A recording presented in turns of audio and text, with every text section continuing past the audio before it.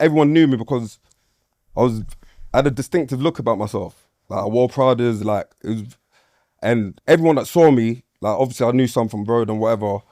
Like the rapport that I had was always like a positive rapport. Parcels. So, But it's cool. I've never. But I'll get into that anyway. So obviously, like I've got enrolled as like a wing officer, like around November. They put me on like the toughest wing. See, that's the thing with Joe. When they see that you've got a good rapport with prisoners, they'll normally put you on a wing where like all like the violent manner. So where was you, on Thames or Meridian? No, I was in Thameside. Yeah, I know. The Thameside, the actual prison. Oh, Thameside, okay. Yeah, so I was on. Yes. Calm So down, I started on. I tried to tell you before.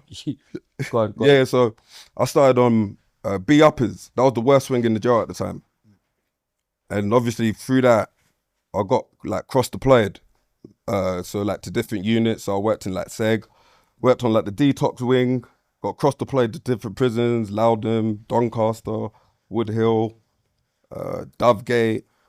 Yeah, I was in the system for 10 years. Listen, mate. The question was, what made you become a prison officer? What made you sit down and tell yourself, okay, cool, I'm going to do this? Do you get what I'm saying? Because from retail, that's fine. We're cool with people doing retail, working in JDs and all that. That's fine. What made you say, all right, cool, I'll do it, I'll be it? Do you get what I'm saying? Did you have friends that's gone to prison? Yeah, loads. Do you get what I'm saying? Yeah. No. Do you get what I'm saying? True. See what I mean? But you know what it is? It's obviously where initially I wanted to get into probation. But in order to get into probation, I didn't want to waste my degree. You see what I'm saying? I've spent, 2 years studying criminology and psychology. You can ask him anything, Don't just be a yellow. Yeah, I studied criminology and psychology. So initially the plan was to get into probation. I didn't envision working in the system for 10 years. Do you understand what I'm saying? That wasn't the plan, you see what I'm saying? But, yeah. One thing I want to know is, so in this whole period, we've spent quite a bit of time speaking to prison officers. We've spoken to some prison officers that are working at the moment. So they've done non-ID interviews. Yeah. So I'm talking about people that are in the system right now. And when they talk about levels of corruption and things they've seen, I'll give you an anecdote. Like one guy who is currently a prison officer told us that someone offered $1,000 for him to bring in like food from a takeaway that he wanted. It was just like someone trying to show off, saying, look, if you do this for me, then we're going to turn you. And so there seems to be this theme that people are being corrupted and being offered stuff, and it's basic economics. And I want to know if you ever came across that. Like loads of times. Like, do you know what's crazy? It's mad because the reason why I never got involved in the parcel game, you may think I did, but the reason why I didn't. We know you did. No chance. No. Because it's a dishonor to yourself. You see when a man chats your name and says, my man's patenting the mandem, the disgrace that it comes with is crazy. Disgrace from who though? It's mad. Disgrace from who though? Yeah. So like obviously, if you were patenting for one of the inmates, Pinky, and another inmate's caught, and another inmate's caught with that, or obviously you're patenting, so on and so forth. That then goes round. It goes round to governors because obviously you've got like the security team. So then obviously you're getting drawn out in like briefings. Do you understand what I'm saying? They're saying like, listen, we got a corrupt officer amongst us, no names, blah, blah, blah. You're getting loads of reports put behind you as well. Do you understand what I'm saying? So even that, you're tarnishing like your name. Like I couldn't get involved in that because, bro, it's the risk that comes with it. I've seen man get bagged and then get humiliated.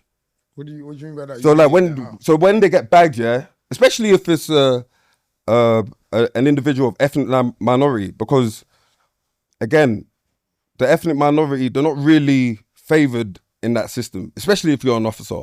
So if you get bagged and you're black, for example, they're gonna parade you. Do you understand what I'm saying? They're gonna deal with you. I remember one officer got bagged, the girl, and they paraded her. Like all of the other minorities have paraded her onto like the police to get her arrested. You see what I'm saying? Embarrassing, bro.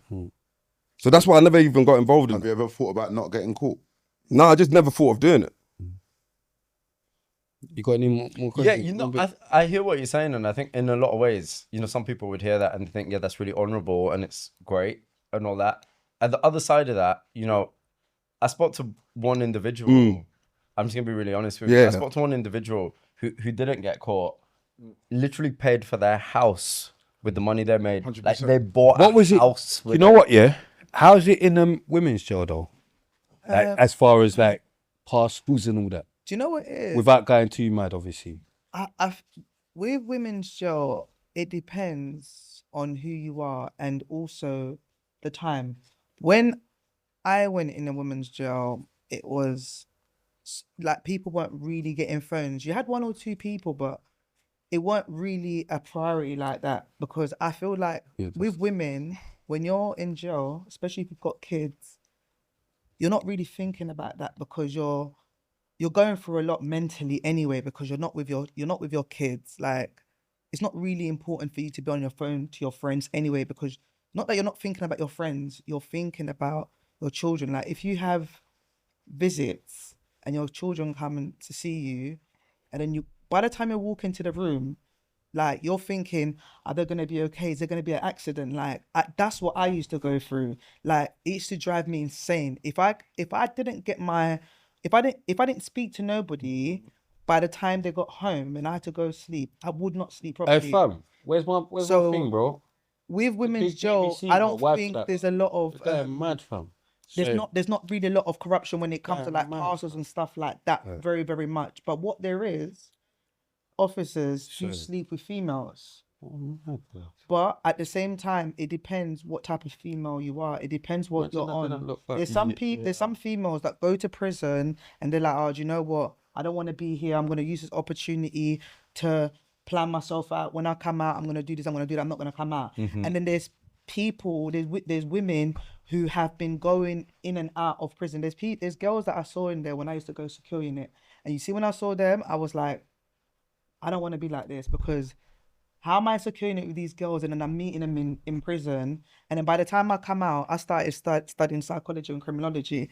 Then I started to get to know myself a little bit better. Of course. Yeah, do you understand? Yeah. And understand the system, understand how I'm, for example, going to be looked at. But at the same time, I'm not going to allow that to like be a barrier in my life. You understand? I see that. I think, you know, the way you speak about it, like there's a level of kind of understanding, and I can see that you've obviously been through something. Yeah. One thing that really struck out to me is, you know, with the Linda D'Souza example, you will have seen there are like dozens and dozens of cases of female prison officers inside male prisons.